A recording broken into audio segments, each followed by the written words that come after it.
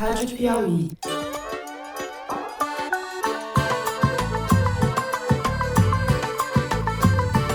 Olá, sejam muito bem-vindos ao Foro de Teresina, o podcast de política da revista Piauí. É sempre assim, acaba a eleição municipal, começa a eleição de governador, a eleição de presidente. O governo Lula até dezembro estava começando, a partir de janeiro desse ano está terminando. Eu, Fernando de Barros e Silva, da minha casa em São Paulo, tenho a alegria de conversar com os meus amigos Ana Clara Costa e de volta com a gente, Celso Rocha de Barros, diretamente do Estúdio Rastro, no Rio de Janeiro. Oi, Ana, bem-vinda. Oi, Fernando. Oi, pessoal. Querer dizer que foi um golpe, golpe tem que ter um líder, golpe tem que ter uma pessoa estimulando, tem que ter apoio de outras instituições interessadas, como as Forças Armadas. Não teve isso. Diga lá, meu amigo Casca de Bala. Fala aí, Fernando. Estamos aí, mais uma sexta-feira. Any steel coming into the United States is going to have a 25% tariff. Mais uma sexta-feira, vamos, então, sem mais delongas, aos assuntos da semana.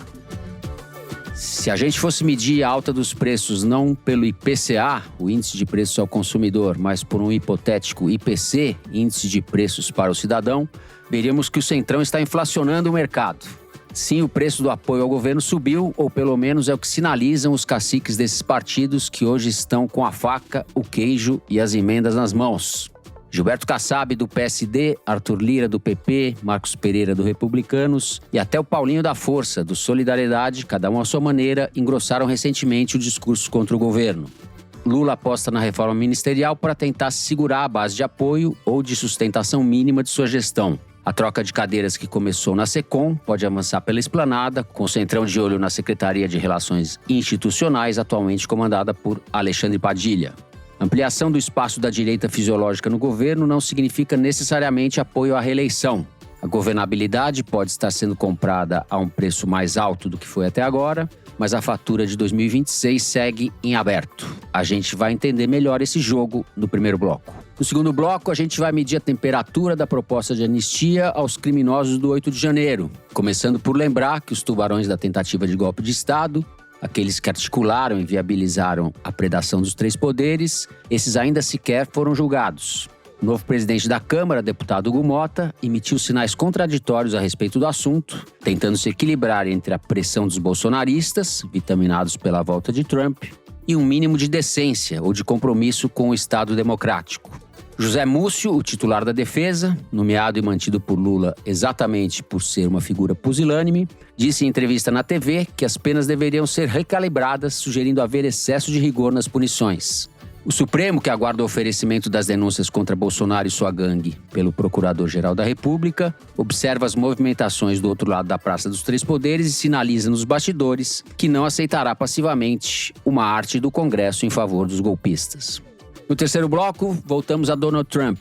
Ainda não completamos um mês de governo, mas que parecem uma eternidade diante da avalanche de descalabros que assistimos.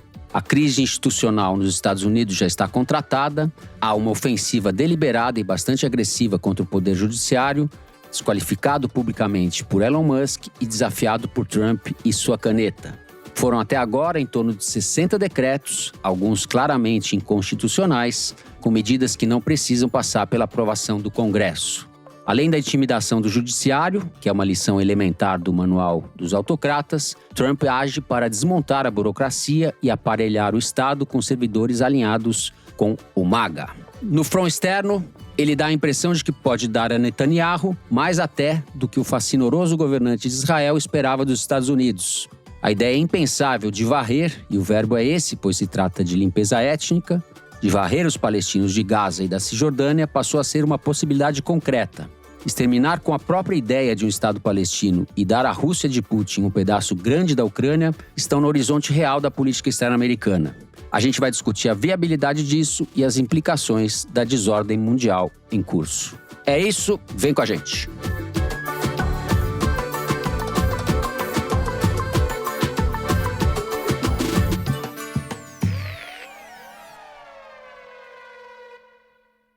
Muito bem, Ana Clara, vamos começar com você, que andou circulando por Brasília e tem coisas fresquinhas para os nossos ouvintes a respeito dessa movimentação ministerial, essa tentativa de recomposição do governo Lula nesses últimos 2 anos de mandato. É isso, Fernando.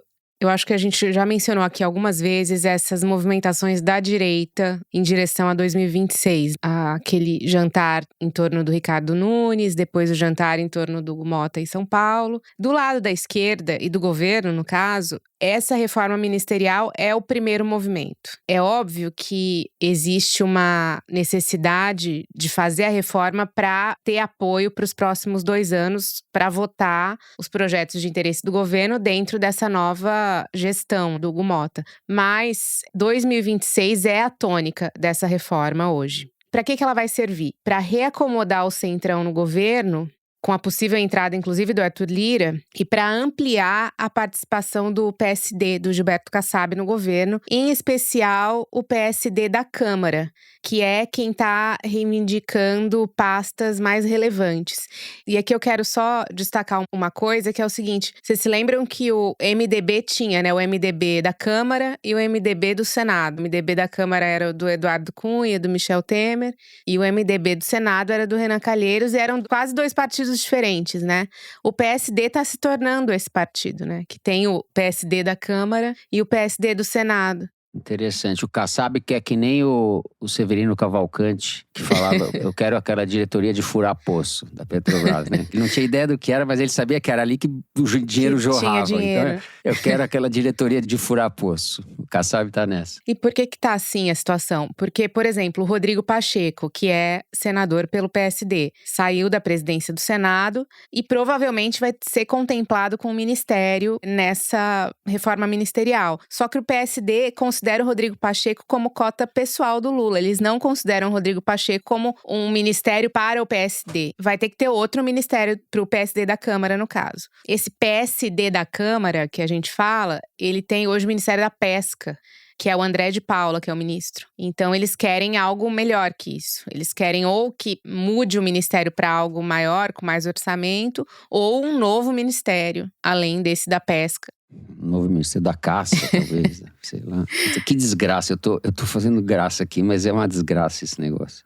Não vai dar certo nunca esse... Mas por que isso é importante? Porque o PSD da Câmara, o PSD a gente já falou aqui algumas vezes da relevância dele nas votações na Câmara, e ele precisa estar contemplado porque esses deputados precisam votar com o governo nesses próximos 2 anos. Simples assim.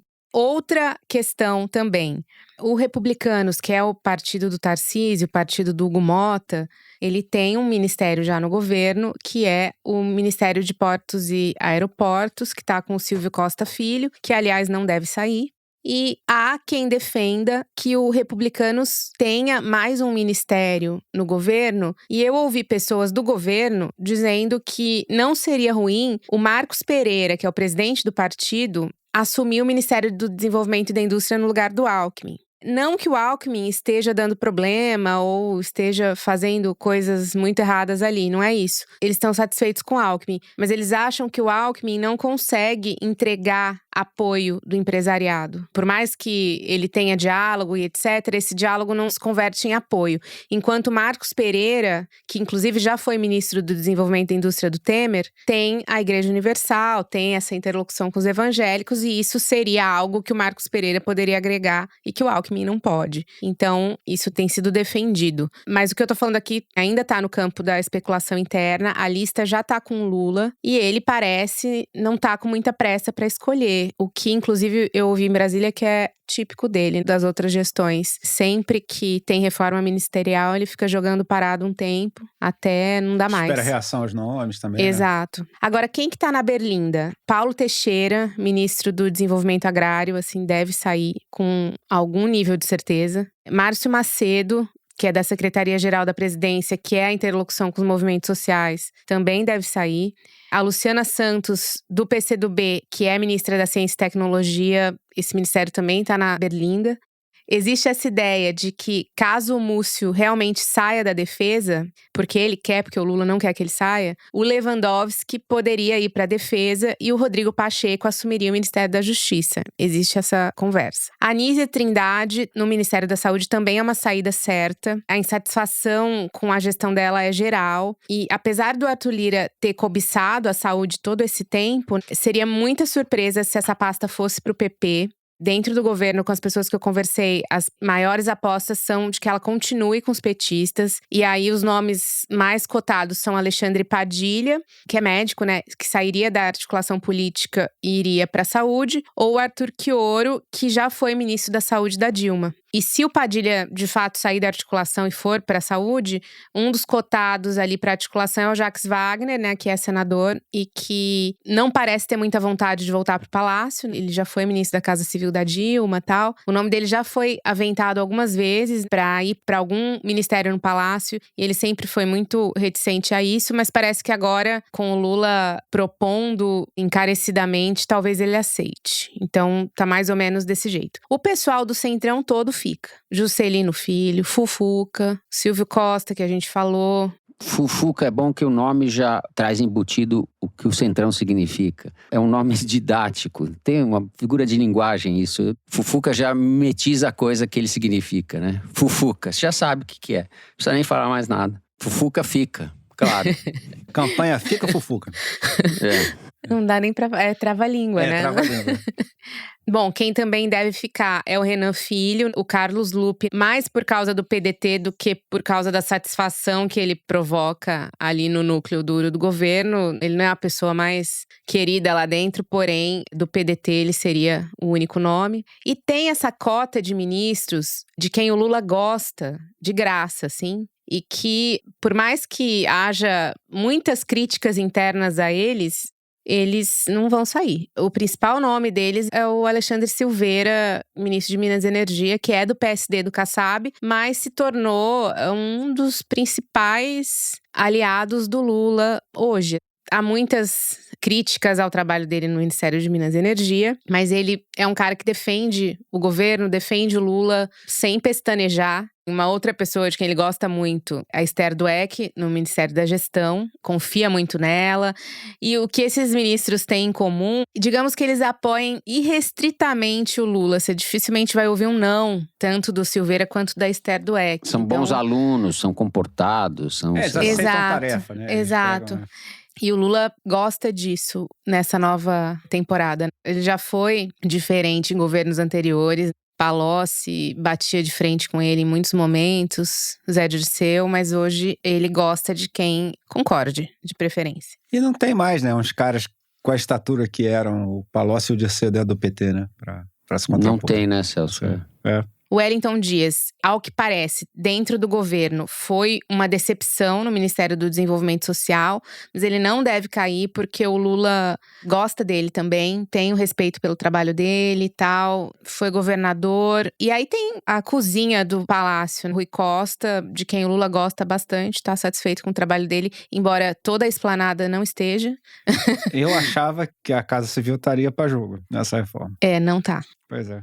E o Haddad, assim, que já esteve em momentos melhores com o Lula, mas ainda tá ali no panteão dos ministros, por hora, indemissíveis. Então é mais ou menos o retrato da reforma que eu apurei em Brasília nesses últimos dias. E eu acho que dá pra gente conectar isso com as estratégias para 2026, que é o seguinte: conversando com as pessoas do governo nesses últimos dias, é óbvio que eles estão preocupados com o apoio para 2026, com a situação do Centrão, com o que está vindo do lado do Bolsonaro, do lado da direita. Mas existe uma certa autoconfiança típica de quem está no governo, de que por mais que a oposição faça, eles dificilmente vão conseguir vencer a máquina. E quais são as apostas deles para reverter essa popularidade em queda e conseguir ali pelo menos os 50,01% de votos? Eles realmente estão apostando na isenção dos R$5.000. Eles acham que isso vai ter que passar na Câmara de qualquer jeito. E vai ter que ter espaço fiscal para isso, porque eles acham isso fundamental para 2026. Eles estão apostando na desoneração da carne, que vai passar a valer em 2026 por causa da reforma tributária. que é uma coisa que eu não tava prestando muita atenção, mas lá parece que tá todo mundo prestando muita atenção nessa desoneração da carga. E na inauguração de obras, e eles acham que essa receita vai ser suficiente para garantir 2026 para eles com o Lula.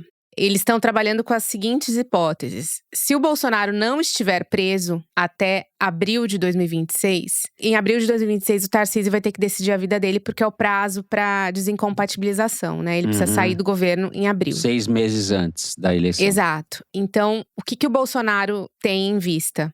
Ou compor com Tarcísio, com um vice dele, que seria ou o Eduardo ou a Michelle. O Eduardo sendo um nome que não se dá bem de jeito nenhum com o Tarcísio, de quem o Tarcísio não gosta. Brigaram outro dia, né? Negócio Exato. do Trump, não foi? Eles têm poucas coisas em comum ali. E a Michelle já seria um nome mais palatável pro Tarcísio, só que ela tem uma eleição praticamente garantida como senadora pelo Distrito Federal, dentro da comunidade evangélica, que é muito forte no Distrito Federal. Optar pela Michelle seria tirar ela de uma aposta certa. O outro cenário seria uma chapa puro sangue bolsonarista, e aí seria a mesma coisa, ou Eduardo ou Michelle, e aí fica em aberto se o Tarcísio concorreria contra eles. Retrato de hoje, das pessoas com quem eu conversei, eles acham difícil que o Tarcísio hoje levante a cabeça contra qualquer candidato do Bolsonaro, mas acho que tem muito chão ainda até 2026, pra gente ver. Grande Celso, depois dessa avalanche de informações, essa aula da Ana Clara. Vamos lá. Né? O que eu vou falar agora? Não, pois é, assim, a gente já sabia que a reforma ia, de alguma maneira, aumentar o espaço do Centrão, né? Quer dizer, o PSD deve ganhar coisa, o PP e os republicanos, eles estão tentando atrair. A minha impressão é que o PT ainda não percebeu que vai acabar perdendo mais espaço do que gostaria. Por exemplo, vocês começaram a diminuir demais o espaço do PSB. O PSB é um aliado de longo prazo, né? O PSB tem o João Campos, que no momento é o político de esquerda jovem mais popular do Brasil. Quer dizer, eu também não sei se eles querem comprar essa briga. E o Alckmin é do PSB, né? Então eu acho que tem um limite, porque eles podem reduzir entre PSB e PDT, por exemplo. Se você reduzir demais, eles vão sair do governo.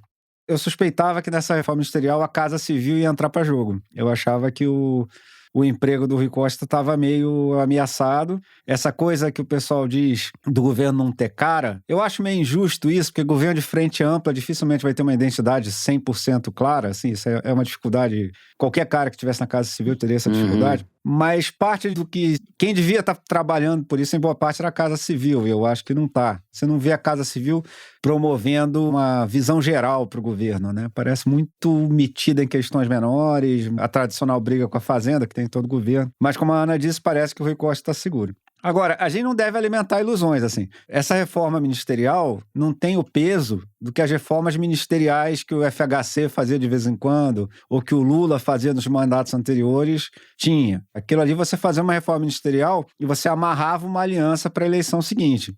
Isso aí não existe mais porque a presidência está institucionalmente mais fraca do que era. Assim, nos últimos 10 anos, como a gente já falou várias vezes aqui, muito poder passou para o Congresso, muito dinheiro passou a ser administrado pelo Congresso. O cara lá no governo FHC, que saía do Congresso para o Ministério, dava um salto gigante em termos de quanto dinheiro ele controlava. Esse salto diminuiu consideravelmente, a não ser que ele vá para um ministério muito importante. E no ministério ainda vai ter responsabilidade que ele não tem no Congresso. Então, ganhar ministério não é mais a mesma coisa. E a gente sabe que boa parte desses partidos vai apoiar um candidato de direita viável, aconteça o que acontecer. Mesmo se o ministro lá falar, não, eu sou ministro do Lula, vou ser leal ao Lula, tá? O partido dele não vai. Isso tudo que o governo está fazendo é para garantir governabilidade até o final do mandato. Não vai garantir aliança eleitoral. O que pode garantir aliança eleitoral é uma melhora na economia, porque aí todos esses caras na mesma hora viram lulista de carteirinha, nunca critiquei, sempre falei bem, entendeu? E vamos embora. Não tem o mesmo peso que tinha nos governos anteriores, né? Agora, por trás de tudo isso tem uma questão central. O governo tem mais ou menos esse primeiro semestre para arrumar a sua casa. Porque se a gente chegar no meio do ano e ficar claro que ser governista é ficar do lado perdedor na eleição de 2026, vai começar a debandada de apoios, entendeu? E aí não é só o pessoal do Centrão, não. Pode ter gente querendo fazer uma candidatura de terceira via. A coisa pode ficar bem ruim. Se ficar com a impressão de que você virar apoiador do Lula no final de 2025 é só ser governo por um ano, porque depois ele vai perder, o que você está distribuindo vale muito menos, entendeu? Assim, É um pouco como foi a Dilma na segunda eleição, em que ela ganhou por um triz, mas o apoio tinha sumido, né? Exatamente. E aí foi muito difícil ela governar. E ela caiu, né? O governo tem que realmente levar a sério esses meses aí em termos de articulação política, porque é nesses próximos meses que ele joga a sua sobrevivência na eleição seguinte. Muito bem. A gente vai, então, encerrando o primeiro bloco do programa por aqui. Fazemos um rápido intervalo. Vamos discutir as quisilas em torno da anistia no segundo bloco. Já voltamos.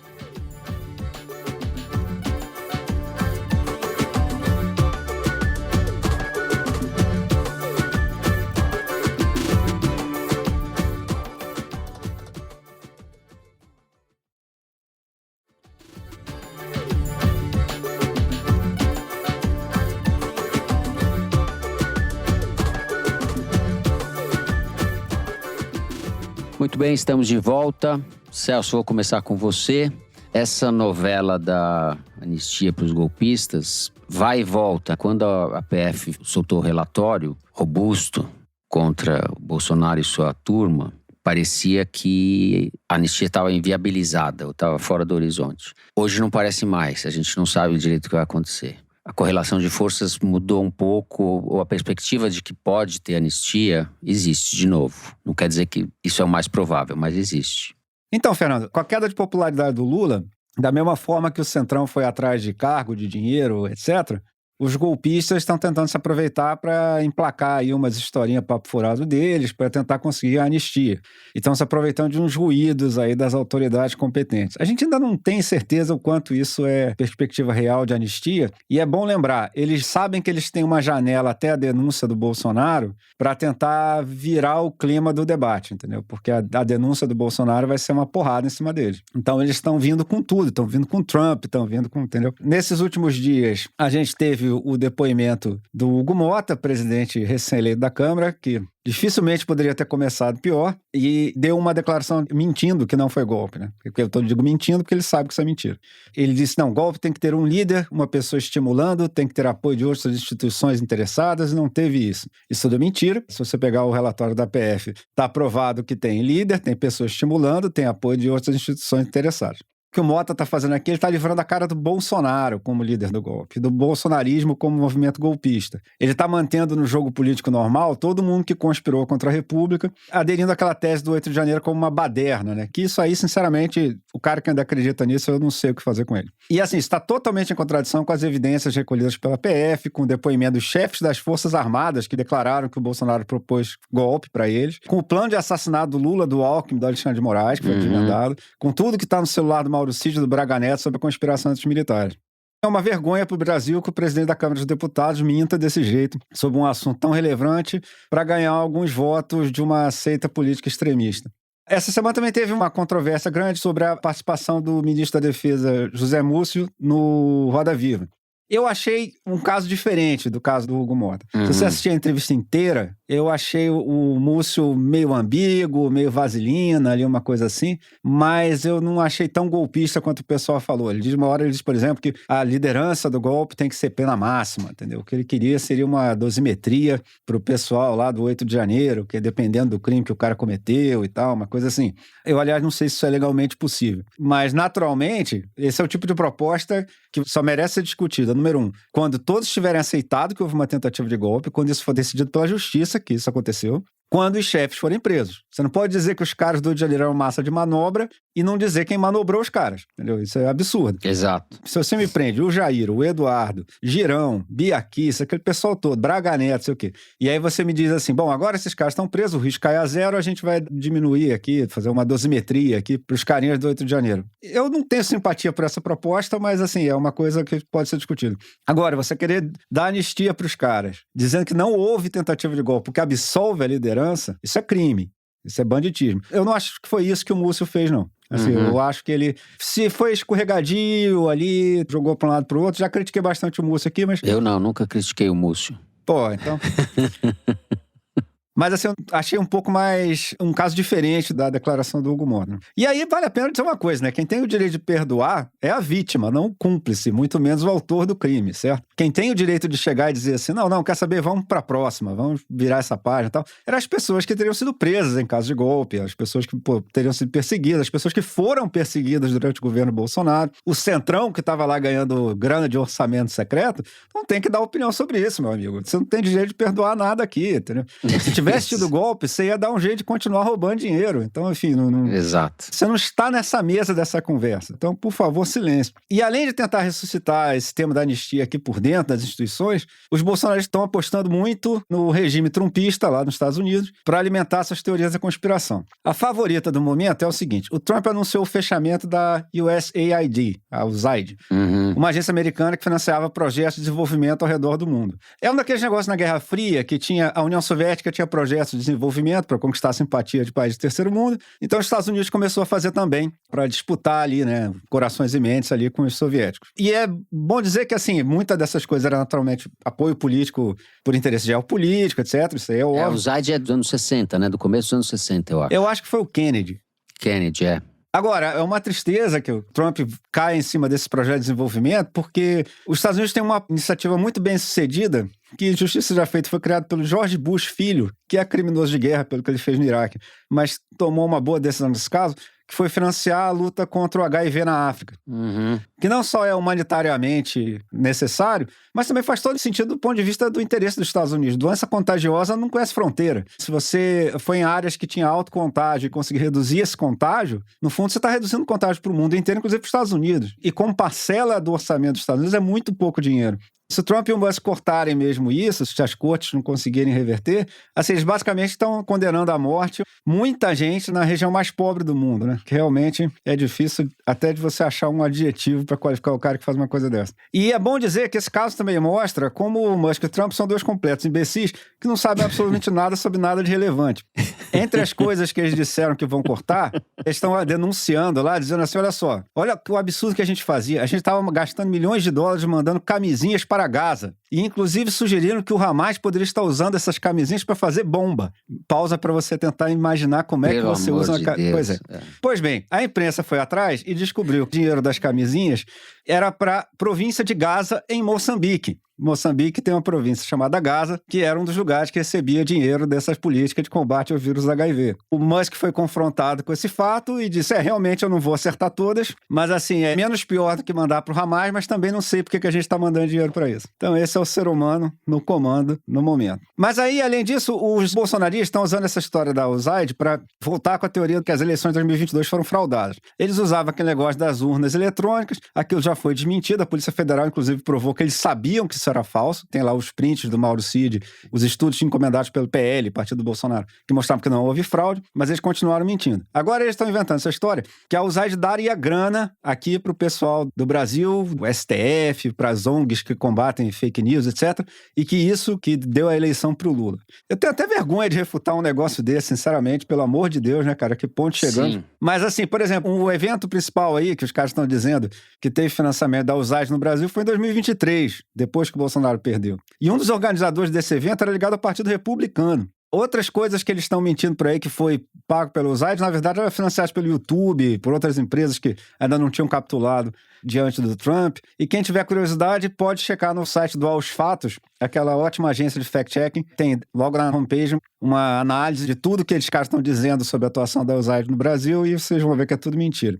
Perfeito. Ana Clara. Eu vou começar discordando um pouquinho dessa percepção da anistia, que eu acho que quando a gente lê os jornais e as análises que estão sendo feitas por aí, pelo menos a impressão que eu tinha era que o assunto realmente estava muito em alta e tal, e óbvio, as declarações do Hugo Mota ajudaram muito isso.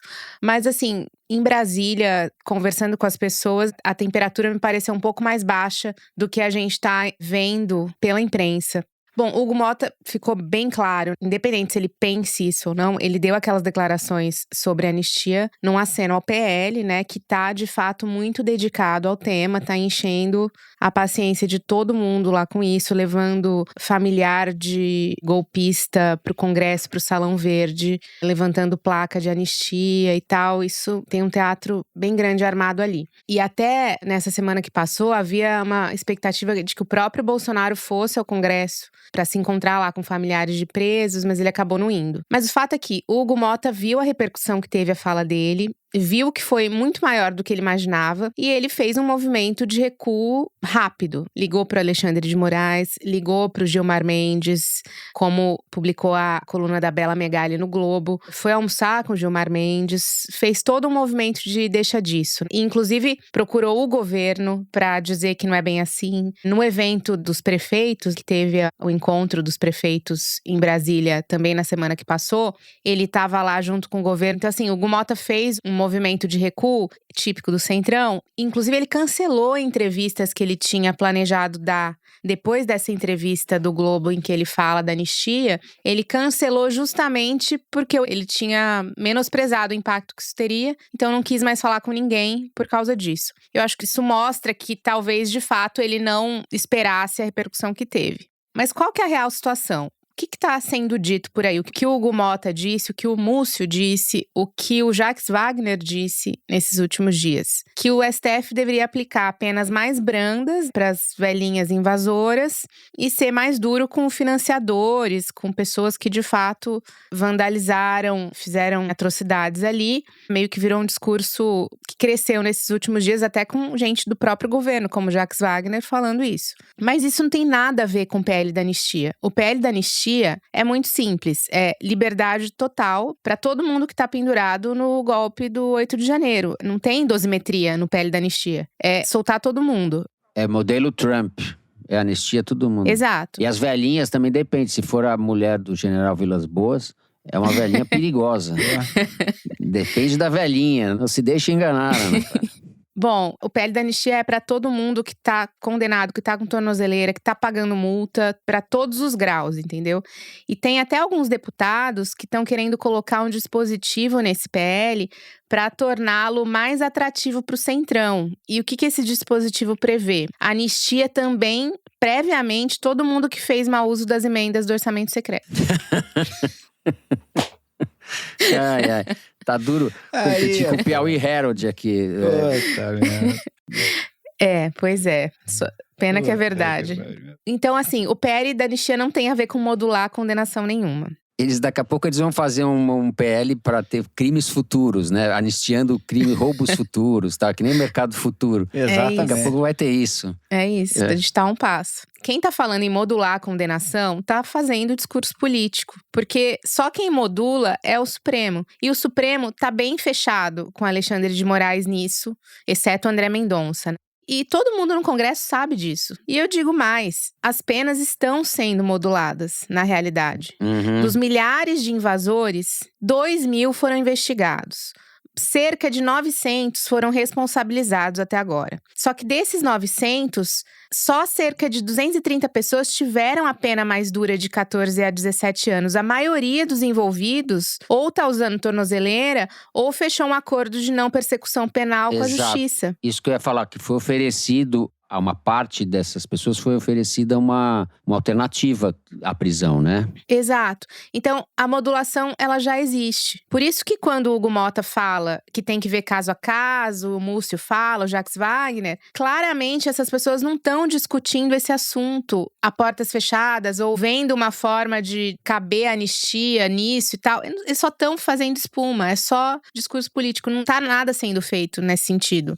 O que é fato? O PL da anistia vai ser pautado se ele tiver voto suficiente. E as chances de ter voto suficiente são pequenas. E não que elas sejam pequenas porque o Congresso é razoável. Elas são pequenas porque muita gente tem telhado de vidro com o Supremo, ou seja, você fazer esse PL é um ataque frontal ao Supremo. E também eu conversei com alguns deputados da direita e eles não acreditam que o Hugo Motta faça ou fará qualquer força para que isso seja pautado. Eles não acreditam, pelo menos, que ele vai se articular para isso. Eles estão se sentindo, na verdade, sozinhos nessa jogada, com o Sóstenes Cavalcante ali meio que pilotando essa articulação. Para uma parte dessa gente, a prisão do Bolsonaro interessa, porque limpa o terreno. Sim. Sem dúvida. Eu acho que não é consenso sobre isso, né? Enfim, mas uma parte desse centrão aí, o Bolsonaro é mais um fator de perturbação do que uma opção de poder, né?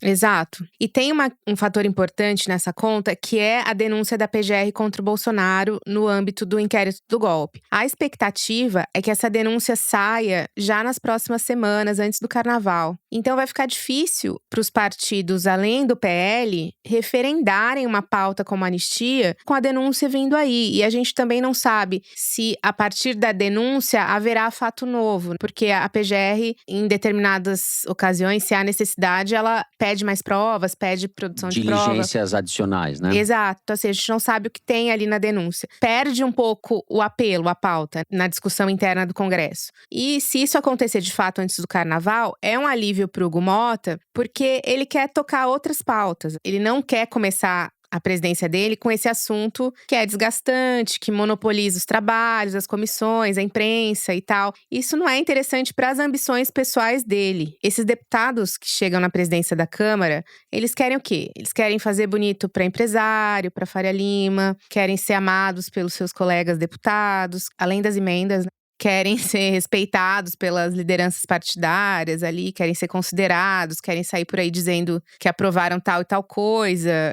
E sempre esse tal e tal coisa são pautas mais consensuais e geralmente voltadas para o setor econômico, né? Para eles dizerem que eles são grandes reformistas aí. Sim.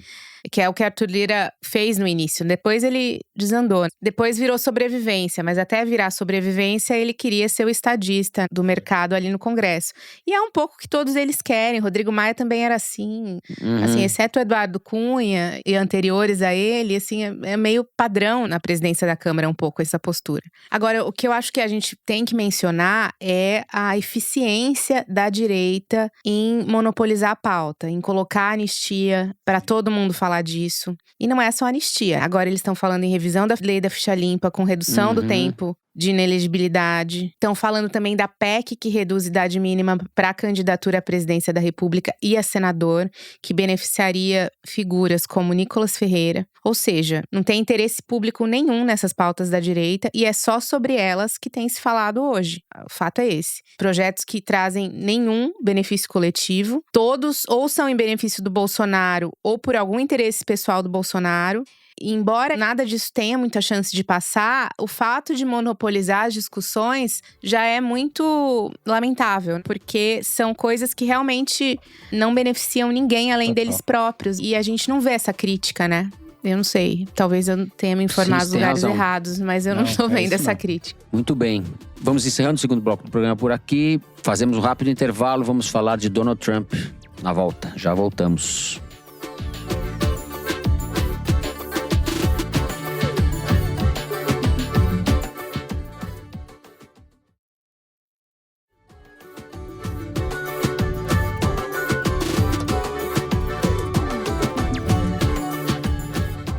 Muito bem, estamos de volta. Celso, vou começar com você. Eu fiz um pupurri dos horrores na escalada, na nossa apresentação, e vou deixar a seu critério começar pelo desmonte da burocracia, pela afronta à justiça, pela questão das tarifas que eu nem mencionei, que envolve o preço do aço, envolve o Brasil, portanto, pelo front externo, enfim. Assunto é o que não falta, é um compêndio de horrores. Então, Fernando, os primeiros dias do governo Trump foram dedicados a duas coisas: a desmontar o Estado de Direito americano, a isolar os Estados Unidos do mundo, a colocar os Estados Unidos numa coalizão de regimes autoritários e oligarcos. Agora, muitas das iniciativas do Trump até agora ainda estão ali na área cinzenta entre o blefe e o crime. Mas essa área é muito instável, assim, é difícil você se equilibrar nesse território. No programa passado, a genial e sempre alerta Marina Dias lembrou aqui da doutrina do louco. que tinha o Nixon entre seus adeptos e que o Trump parece adotar, segundo o depoimento de vários de seus assessores. Que a ideia é que se você parecer maluco numa negociação, você pode convencer o seu adversário que você vai estar disposto a escalar o conflito irracionalmente, a sacrificar o seu próprio interesse racional para fazer mal a ele, e aí você deixa ele com medo e você consegue mais coisa na negociação do que se você fosse 100% racional. Como quase todas essas ideias interessantes de ciência política já estavam no Maquiavel, tá? Nos discursos sobre a primeira década de Tito Livio. Isso aí sim, senti firmeza. Aí tem que sair uma vinheta Momento Cabeção. Discurso sobre a primeira década de Tito Livio. Ele não citou o príncipe, ele citou o discurso sobre a primeira década de Tito Livio. E tem que ler os dois, hein, gente? Ele não foi no clichêzão, né? Exatamente. Não ser o pequeno príncipe, né? Como aquele advogado bolsonarista. Exato.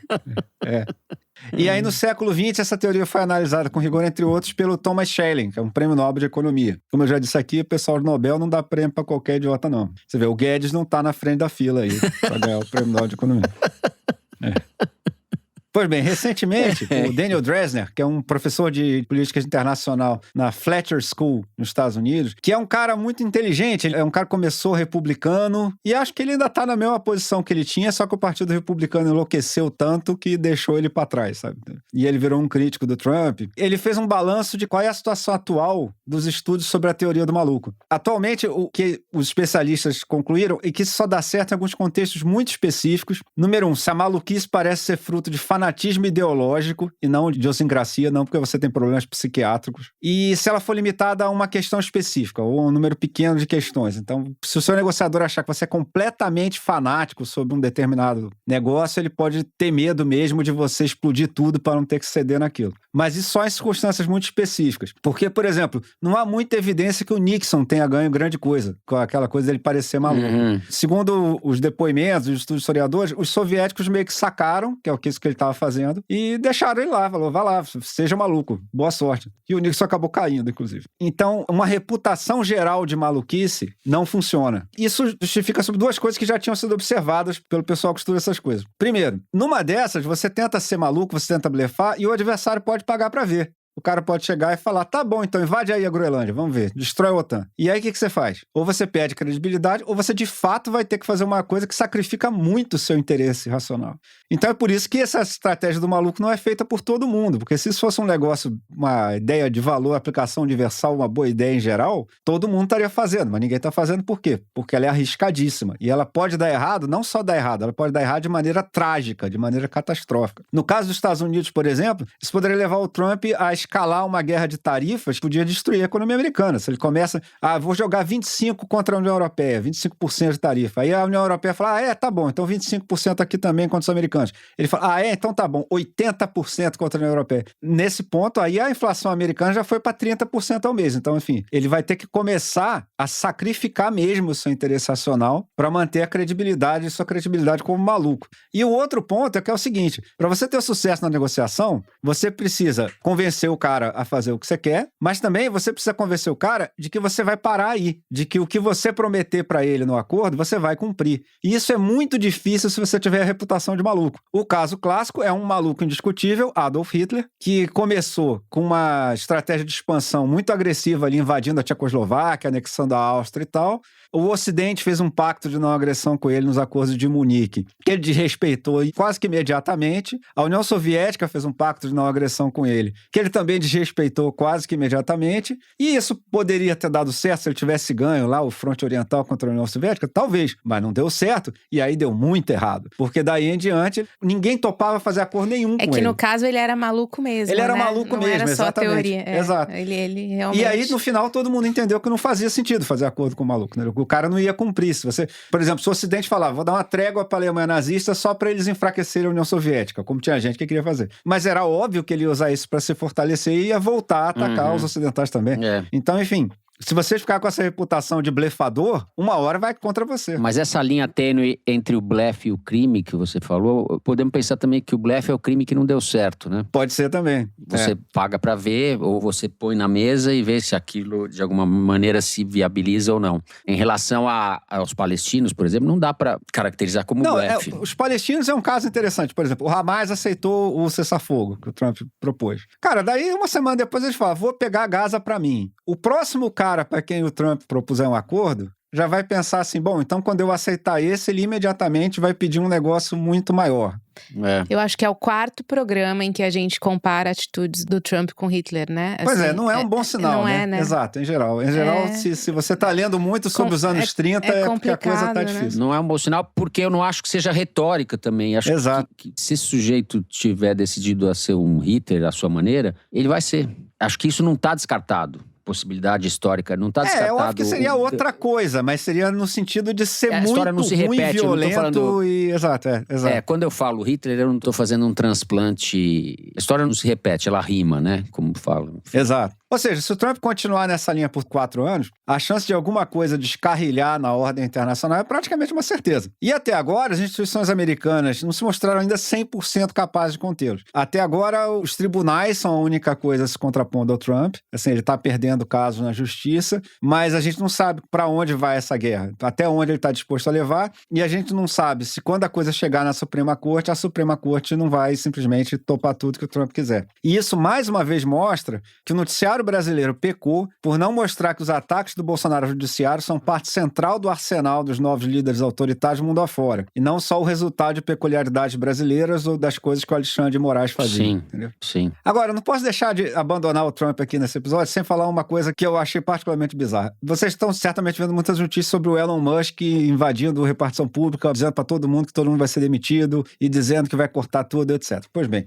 a The Economist resolveu ir atrás e chegou à conclusão que até agora o Musk não economizou nada com todas as coisas que ele fez. Na verdade, esse começo de ano, os Estados Unidos gastou mais do que no começo do ano passado. E todas essas coisas que ele tá... Porque eu não me surpreendo. Pois é, exatamente. Esse negócio do Musk é o cara que tá querendo ser mais Paulo Guedes que o Paulo Guedes, entendeu? Porque o Guedes, tudo ele dizia que ia economizar $1 trilhão. Agora, o Musk não se fez de rogado, ele disse que ia economizar $2 trilhões. Aí alguém deve ter falado, bicho, você tá doidão, isso é completamente real. Ele falou, não, vai ser só $1 trilhão. E agora já caiu para $500 bilhões.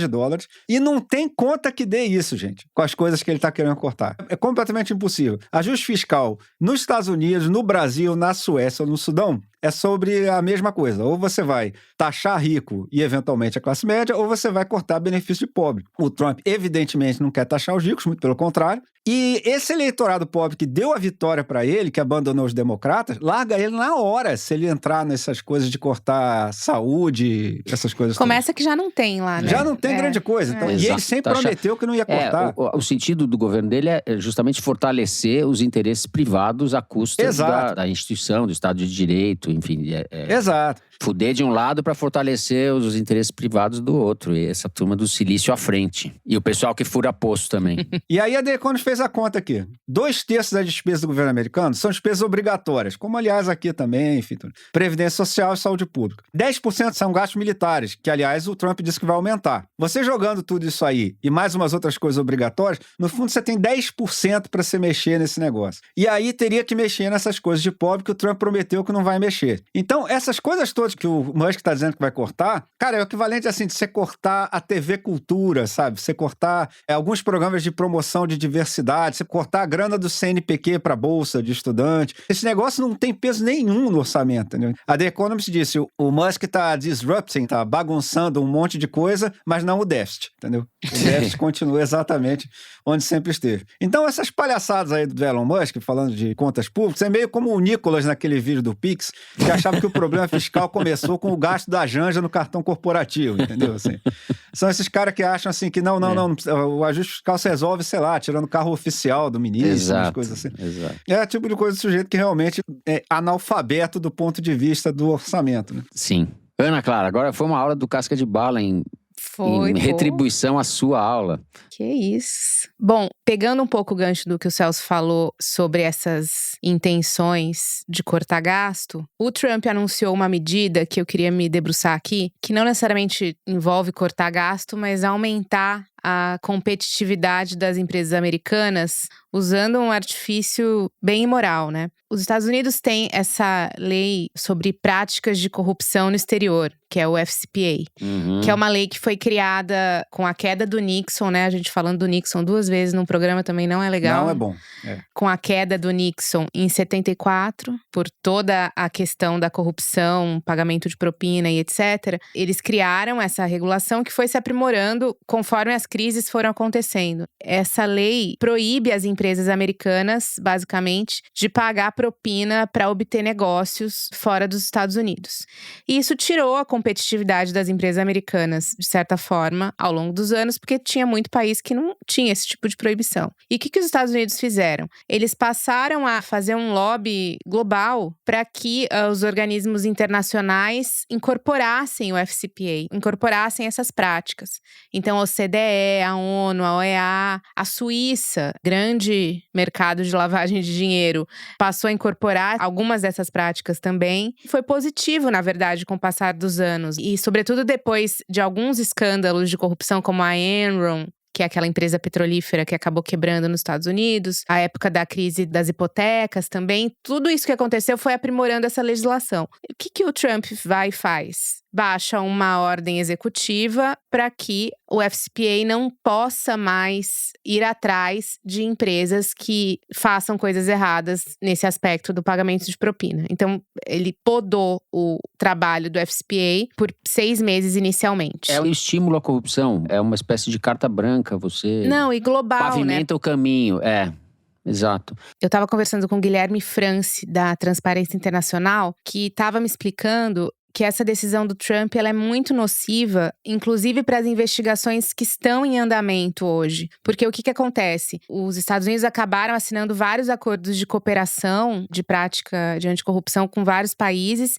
e a partir desses acordos, eles fazem investigações conjuntas, porque você tem empresas e pessoas que estão cometendo esses ilícitos em outros lugares, então eles acabam juntando as investigações e com isso eles conseguem avançar. E com os Estados Unidos impedidos de fazer essas investigações a partir de agora, isso prejudica as investigações que estão acontecendo em muitos países, Brasil entre eles, né? Uhum. Fica tudo paralisado por causa disso. Então é um efeito global e que o Trump anunciou que é porque os Estados Unidos perderam competitividade. Então, assim, agora a gente pode pagar propina para recuperar a nossa competitividade. É basicamente isso que ele estava dizendo. Que beleza. E eu queria falar um pouco sobre a posição do Brasil em relação a essa taxação ao aço que os Estados Unidos anunciaram nos últimos dias. O fato é que, assim, o Itamaraty tá meio que em compasso de espera. Óbvio que o governo brasileiro tá sendo muito pressionado pelas empresas siderúrgicas, né, que exportam aço para os Estados Unidos, porque diferentemente da taxação contra o México ou contra o Canadá, que foi direcionada a países, essa taxação do aço, ela é uniforme para todos os produtores que vendem para os Estados Unidos. Então, não existe uma mesa de negociação aberta nesse momento para o Brasil sentar e negociar e falar, olha, você não quer modular essa taxação ao aço e em troca eu te dou tal coisa?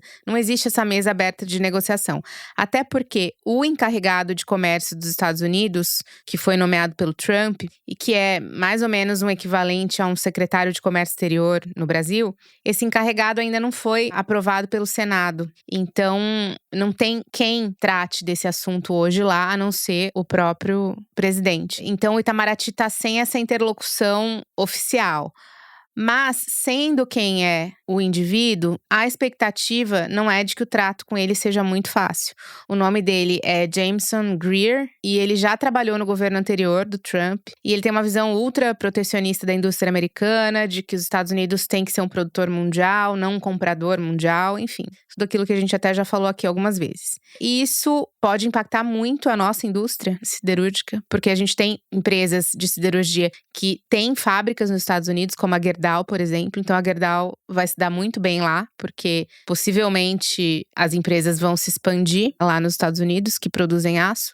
Mas tem empresas no Brasil que não estão nos Estados Unidos e que vivem da exportação para lá. E aí é compasso de espera, porque a gente não sabe até que ponto os Estados Unidos podem assumir essa demanda por aço internamente. Porque se eles precisam do aço internacional para a sua própria indústria funcionar, eles vão ter que continuar importando e quem paga a tarifa de importação é o importador, não é o exportador. Então, se ele precisar do nosso aço e não tiver essa disponibilidade lá dentro agora, ele vai continuar comprando e comprando mais caro por causa dessa taxação. Eu nem sabia, mas apurando sobre isso, eu descobri que eles importam cerca de 70 tipos de aço diferentes. Então, cada tipo de aço é um caso. Tem aço que eles vão ter produção para suprir, tem aço que não tem. Então, por exemplo, folha metálica, eles vão ter que importar do Brasil de qualquer jeito, mesmo com 25% de taxação.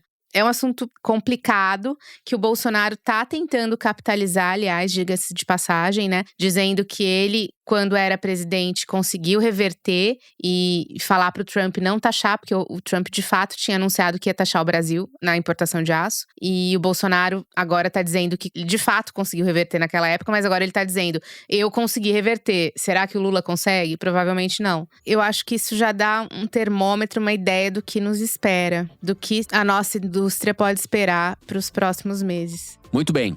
Vamos encerrando este terceiro e tenebroso bloco por aqui. Vamos, infelizmente, ter que voltar a falar desse sujeito. Fazemos um rápido intervalo. Mudamos de humor, voltamos sorridentes para o Kinder Ovo. Já voltamos.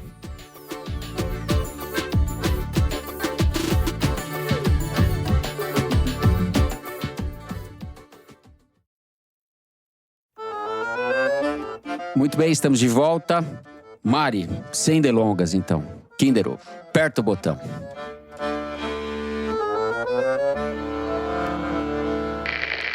É natural que você tenha rejeição. Então, o que precisa é a gente… Quem é ministro? Algum ministro? Esse projeto, e o Lula, tenho certeza nenhuma que o Lula… tenho certeza absoluta que o Lula vai ganhar a eleição em 2026. E nós estamos nos preparando para isso desde agora. Olha ela rindo da gente. Não, peraí. Diretora rindo. Eu vou ficar muito puto quando sair esse, tenho certeza. Quem é esse? É o caipira? É natural. Gilberto Carvalho. Não. Não é? Gilmar Tato. Acertou os 45 do segundo tempo, eu não ia acertar. Ai. Ó, semana passada… Não, essa do temos certeza nenhuma, quer dizer, temos certeza Ela foi buscar lá na Tatolândia essa, hein? Foi buscar na Tatolândia.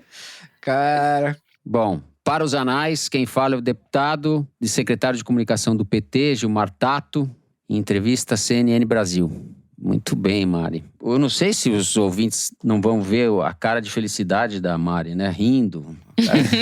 Prazer sádico dela diante do desespero do trio atrás, dando braçadas em vão. Já tô com 2 vitórias esse ano, gente. Ana Clara, você tá terrível, viu? Muito bem, tô com sorte parabéns. no jogo. Muito bem, depois deste momento glorioso de Mari Faria e Ana Clara Costa, vamos para o Momento Cabeção. Hoje tem Momento Cabeção, demandado pela audiência. Quem começa? Celso? Então, Fernando, minha sugestão é um livro que, por enquanto, só tem em inglês. Fica aqui minha sugestão para os editores brasileiros, que se chama Takeover, Hitler's Final Rise to Power, do Timothy W. Ryback. É uma história dos últimos meses mesmo da negociação que colocou o Hitler como chanceler da Alemanha. É sempre bom lembrar, o Hitler foi eleito, né? E depois não deixou mais ninguém se eleger, né? Depois ele fechou o regime. E o chocante do livro é como os vários participantes da negociação ali, do governo conservador e tal, vão aos poucos aceitando o fato de que o Hitler, que era obviamente um maluco, um radical, vai ser inserido no jogo, que vai acabar praticamente imediatamente quando ele virar chanceler. Vou logo avisando que o Ryback escreve bem, então você vai ficando meio desesperado pelo número de encruzilhadas em que podia ter saído outra coisa, podia ter acontecido outro negócio. Nesse momento de normalização aí de radicais, eu acho que foi um livro importante. Ana Clara. Eu queria sugerir um livro que foi lançado no final do ano passado para os jornalistas diletantes, entusiastas e colegas de profissão, chamado Sempre Repórter, da Lillian Ross, que foi uma repórter da revista New Yorker durante quase 60 anos. Ela morreu com quase 100 anos e por quase 60 ela foi repórter. Enfim, ela fez reportagens históricas, perfis históricos, como o do Ernest Hemingway, com quem ela conviveu um certo tempo para fazer esse perfil. E até meu querido editor na Piauí, Alcino Leite Neto, me indicou uma reportagem na New Yorker dessa edição que mostra as trocas de cartas entre a Lillian Ross e o Ernest Hemingway depois que ela publicou o perfil dele. Ela era mais da área cultural, então ela conhecia todo mundo e viu a história acontecer na cultura. Por exemplo, um dos primeiros textos desse livro é uma pequena crítica que ela faz de uma peça da Julie Andrews na Broadway, quando ela simplesmente não era conhecida por ninguém. Então ela tinha 18 anos, 17 anos, estava pela primeira vez em Nova York, estreando, era uma garota. E ela assistiu esse momento e reportou esse momento na temperatura ali daquela hora, muito antes de tudo acontecer na vida dela. Muito bom. E esse livro, Ana, é da Carambaia, não é? Da Carambaia, exato. Tem um prefácio excelente do nosso amigo, editor da Serrote, Paulo Roberto Pires. Bom, 2 dicas rápidas. Primeiro, um livro que eu tô lendo com muito gosto, que se chama Lugar Periférico, Ideias Modernas, do sociólogo Fábio Mascaro Querido, da Unicamp. É um estudo sobre o que ele chama de tradição crítica paulista, sobre intelectuais que começam ali no final da década de 50 com o famoso Seminário do Capital do Marx e cuja obra se estende até os dias atuais, a saber, Roberto Schwartz, Fernando Novaes, Fernando Henrique Cardoso, depois Paulo Arantes, mas também Francisco Verfort, Chico de Oliveira, enfim, intelectuais que marcam o pensamento brasileiro, e ele reconstitui essa tradição crítica. O condutor do livro é a obra do Roberto Schwartz, o que eu acho que dá um interesse especial, porque, pro meu gosto, o Roberto Schwartz é, o Fernando Henrique, que me perdoe, que virou presidente, mas o grande expoente intelectual desse grupo, o ponto mais alto que esse grupo conseguiu, está na obra do Roberto Schwartz, como um todo, e especificamente no Machado de Assis, que ele matou a charada do Machado, né? A volubilidade do narrador machadiano é a formalização do descompromisso da classe dominante brasileira diante da realidade. Pá! E a outra dica, rapidamente, é o EP, como se chama, eu chamava de disco, mas é EP, do João Camareiro, grande violonista, tocando Baden Powell. São 5 músicas que você encontra em todas as plataformas digitais de áudio. Vale muito a pena, é finíssimo. Então é isso. Fechamos o momento cabeção, aguardado. E vamos agora para o melhor momento do programa de vocês, o Correio Elegante. Começo eu, então, Correio Elegante, com uma mensagem do Vieira Duarte, deixada no Spotify. Curto o foro há um tempo e vi algumas formações. Todas muito bacanas e com cara própria. Então acho legal destacar que a atual já entrou para a história como uma das mais legais. Pra cima, tanto quanto possível. Cirúrgica, como o programa sempre foi, e com uma química ímpar. Com destaque para o sacanês carioca erudito do Celso, que muito me agrada. Saudações rubro-negras. SRN. Sacanês carioca erudito. Eu gostei dessa. Muito boa. Eu também. Muito bom. O Carlos Roberto Santos mandou uma daquelas cartas que depois as pessoas vão suspirar nos comentários do episódio. Eu e o amor de toda a minha vida, Flávia Helena, nos encontramos no longínquo 2002, quando fomos promovidos a funções semelhantes no trabalho. Então, além de colegas, nos tornamos um casal muito especial e vivemos 15 anos de uma felicidade tão visível e concreta que podia ser tocada com as mãos. Uau! No entanto, um dia o nosso amor se desmanchou no ar e, como tudo que é sólido, se tornou parte de outras formas de existir. Hoje, Flávia Helena mora em Portugal com filhos e netos e eu moro no Brasil, tocando projetos que aqui e ali a incluem, mesmo sem querer querendo. Falamos por chamada de vídeo todos os dias, mas semanalmente comentamos o foro. Ficamos felizes por nos unirmos em volta dessa ancestral fogueira dos meios de comunicação de massa para debatermos a nós como um todo e a nós particularmente. Um abraço. Carlos Roberto, rapaz, caraca, não tenho nem palavras. Minhas palavras se desmancharam no ar aqui. A minha rapidinho. Também no Spotify, o @Daniel Lira disse: Mari Faria, Ciro Nogueira já foi tetra no Kinder Ovo. Você tá tendo que ajudar a galera, hein? É isso mesmo, Mari Faria? Você está tentando nos ajudar aqui? Porra. Impedir a nossa humilhação plena e... Denúncia aqui do ouvinte. Benevolente, Mari Faria. Vocês que acham. Vem aqui pro nosso lugar. A gente vai ficar ouvindo vocês. Vem aqui ver o que é bom. Daniel, já teve garotinho cantando Roberto Carlos, cara.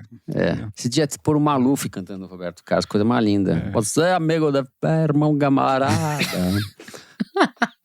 E tem isso, tem um vídeo do o Maluf cantando o Roberto Carlos. Amigo de Não, tantos caminhos, sério? tantas jornadas. É maravilhoso esse vídeo. Eu vou te passar. Ai, socorro. Bom, nesse clima, vamos encerrando o programa de hoje por aqui. Se você gostou, como a gente gostou, não deixe de seguir e dar 5 stars pra gente no Spotify. A diretora pediu para eu reforçar com vocês isso, que é importante pra gente que você siga a gente lá. Não deixe de seguir também no Apple Podcast, na Amazon Music, favoritar na Deezer e se inscrever no YouTube. O Foro de Teresina é uma produção da Rádio Novelo para a revista Piauí. Durante a licença maternidade da Evelyn Argenta, a coordenação geral é da Bárbara Rubira, a direção é da Mari Faria, com produção da Maria Júlia Vieira. A checagem do programa é do Gilberto Porcidônio, a edição é da Bárbara Rubira e do Thiago Picado. A identidade visual é da Amanda Lopes, a finalização e mixagem são do João Jabassi e do Luiz Rodrigues, da Pipoca Sound. Jabassi e Rodrigues, que também são os intérpretes na nossa melodia tema. A coordenação digital é da Bia Ribeiro, da Emília Almeida e do Fábio Brizola. O programa de hoje foi gravado no Estúdio Rastro do grande Dani Di, no Rio de Janeiro, e na minha choupana em São Paulo. Eu me despeço então dos meus amigos. Ana Clara Costa, tchau Ana. Tchau, Fernando. Tchau, pessoal. Celso Rocha de Barros, o Casca de Bala. Tchau, Celso. Até semana que vem. Tchau, Fernando. Até semana que vem. É isso, gente. Uma ótima semana a todos e até a semana que vem.